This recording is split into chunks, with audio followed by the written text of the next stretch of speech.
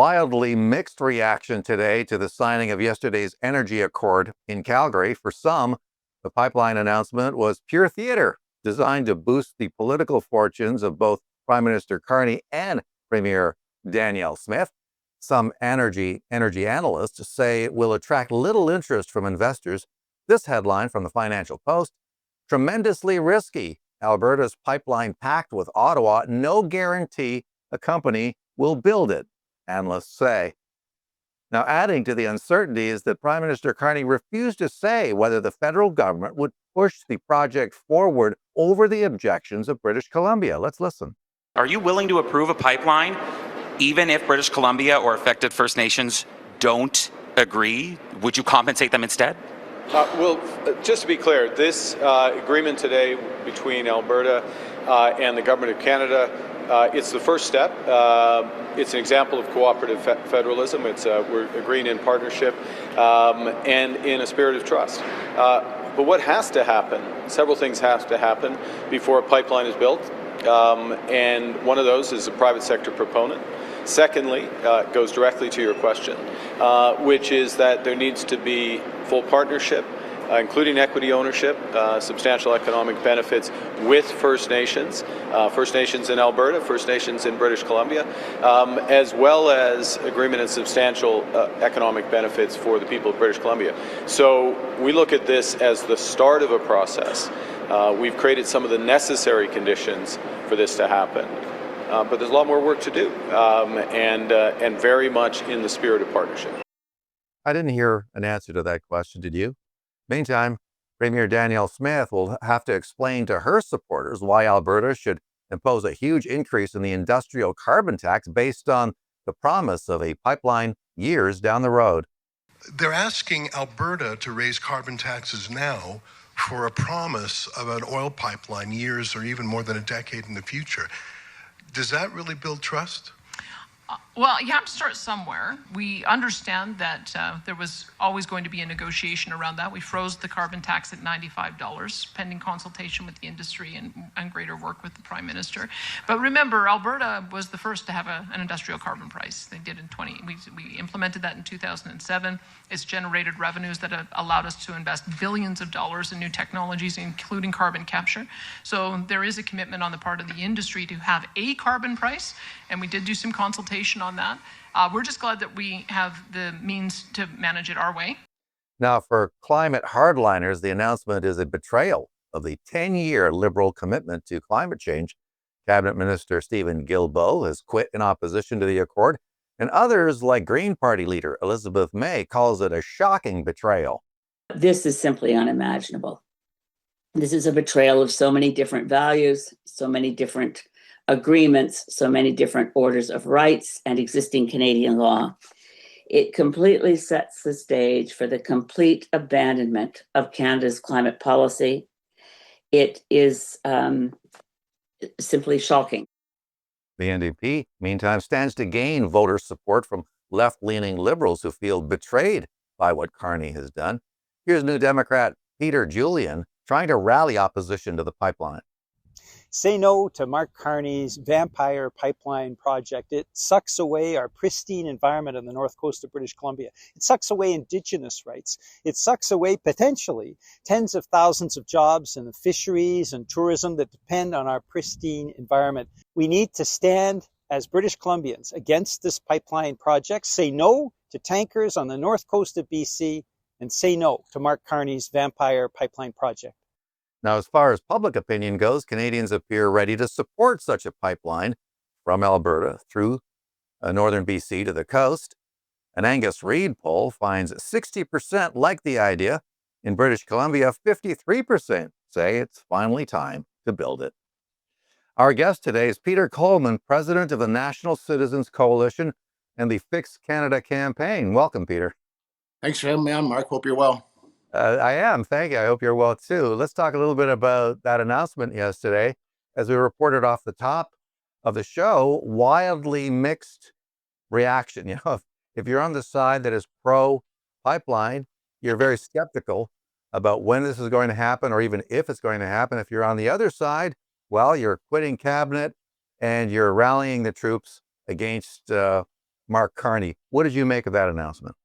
This is what makes it fun for people in your business and my line of work too, Mark. I mean, to me, it was like Groundhog Day. Stephen Guilbeault resigned, so it should be a national holiday. We should all be celebrating the fact that the eco-terrorist is no longer in control of the levers on the environment and other issues. And being serious, I think there's going to be these mixed views for sure. But what I do think is we're past the 10 years of darkness with Trudeau as far as having an adult conversation, Mark, on this.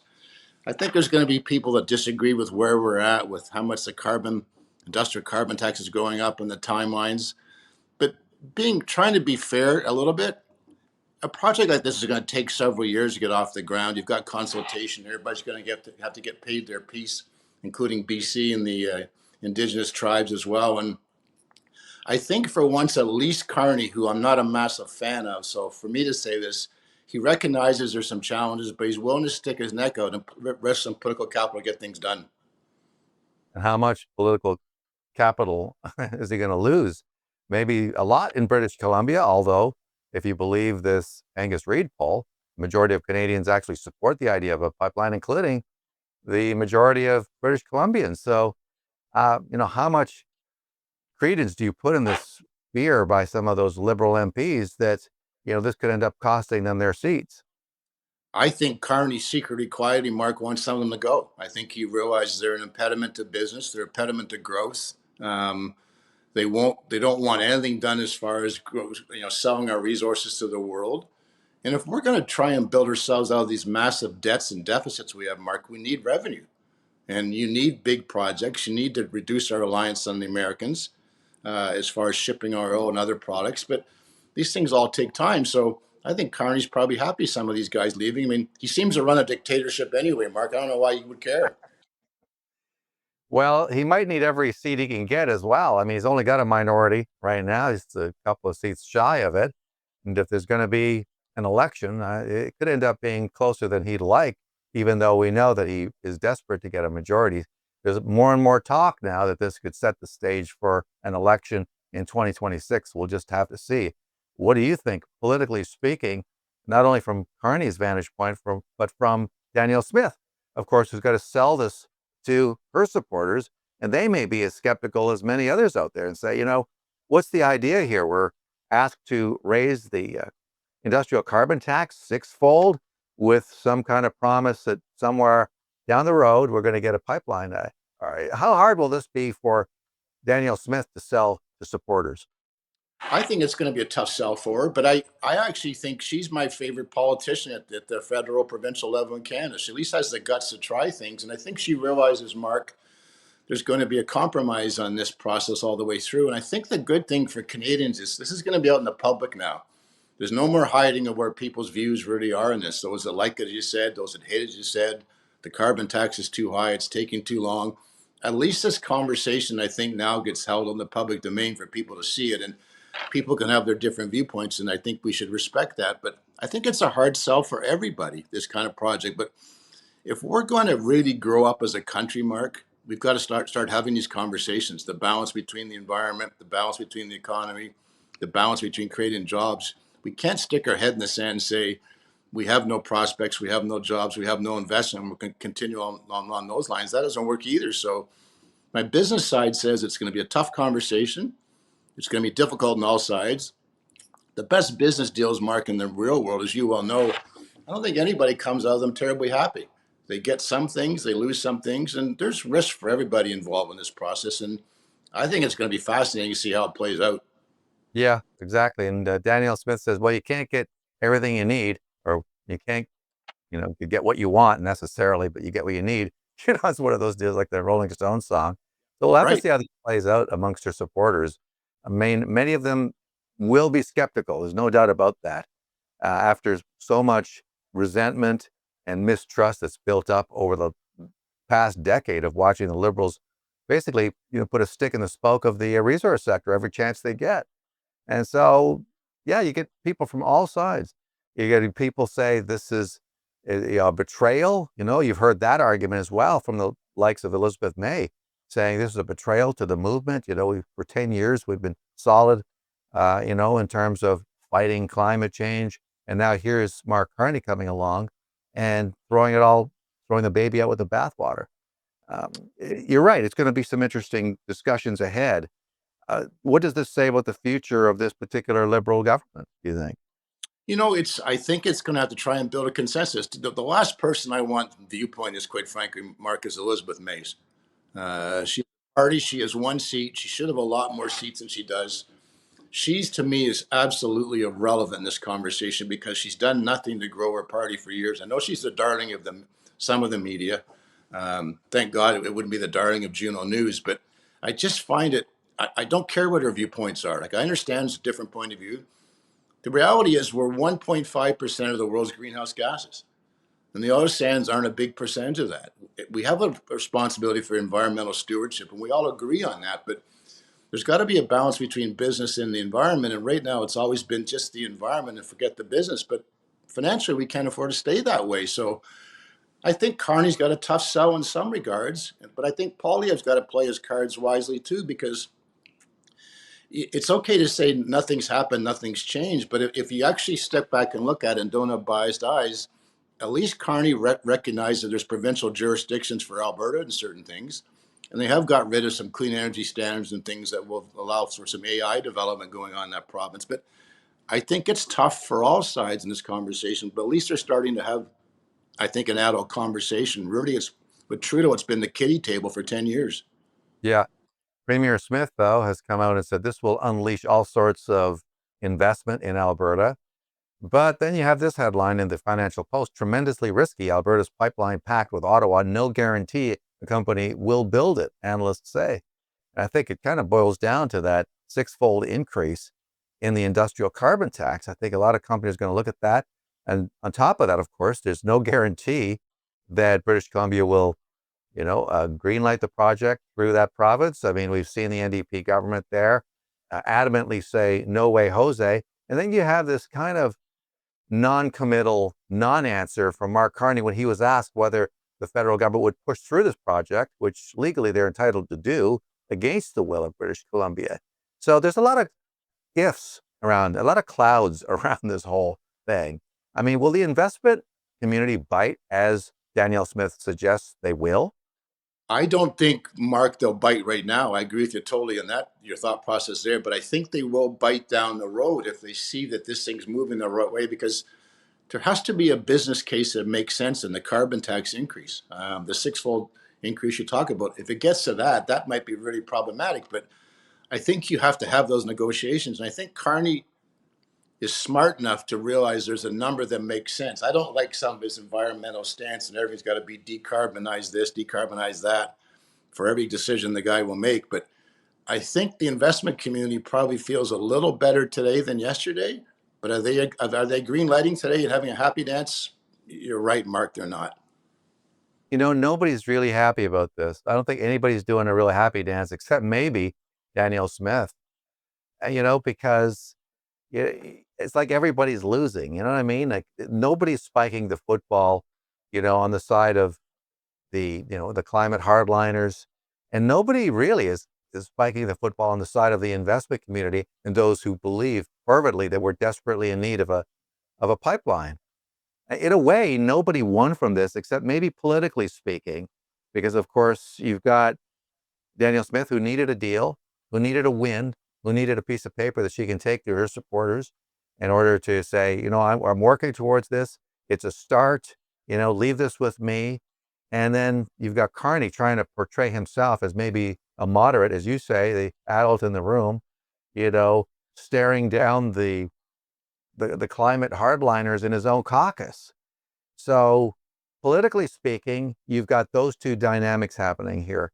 But in terms of whether we actually get a pipeline, done or not in our lifetime, do you think that's going to happen? Are you any more optimistic that we're going to get this pipeline based on what we saw yesterday?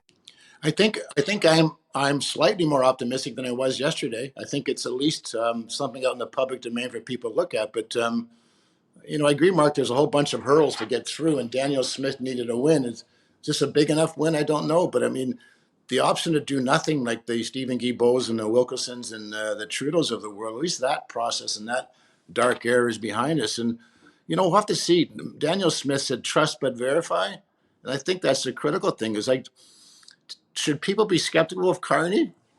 Absolutely. But at least he's made some initial steps that he's willing to have a conversation. And I don't know where it ends up, Mark, any better than most people do that are screaming and yelling on both sides of the fence. But at least it's a positive step forward. But I wish Carney would say to BC, yes, we want your buy-in, but no, we don't need it.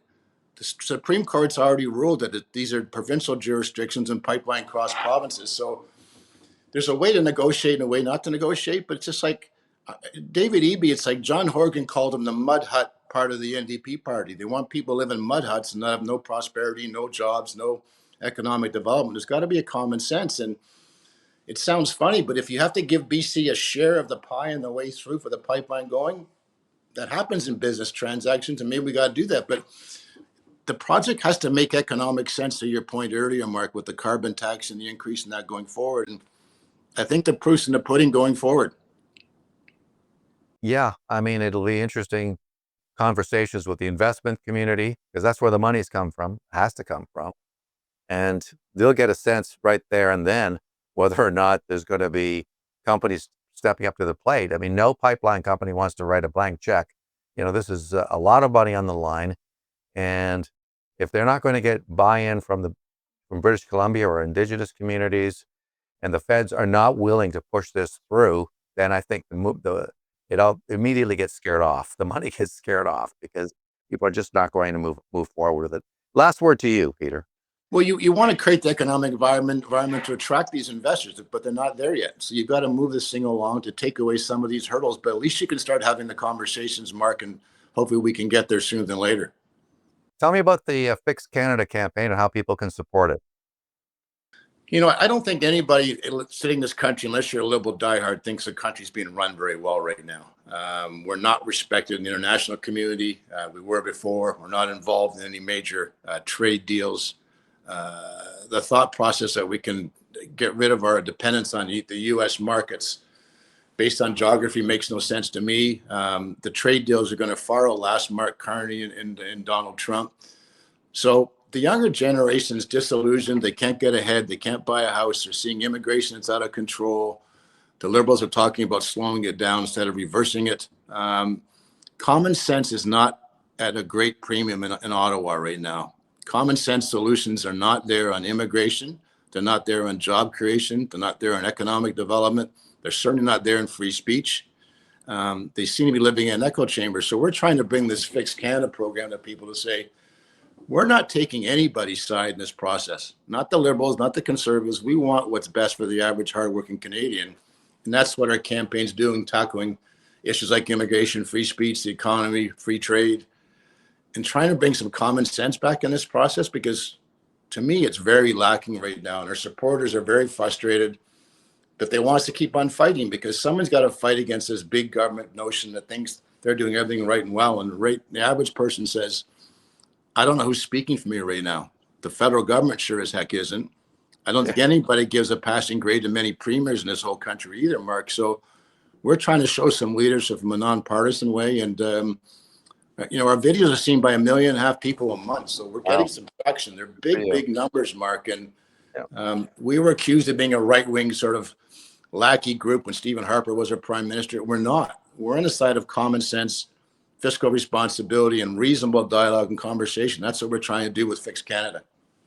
Fantastic. Peter Coleman, thank you so much for coming on the show today. Appreciate it. Thank you so much for tuning in to this edition of Straight Up. Appreciate you tuning in. And we're going to do it again real soon. Bye-bye for now.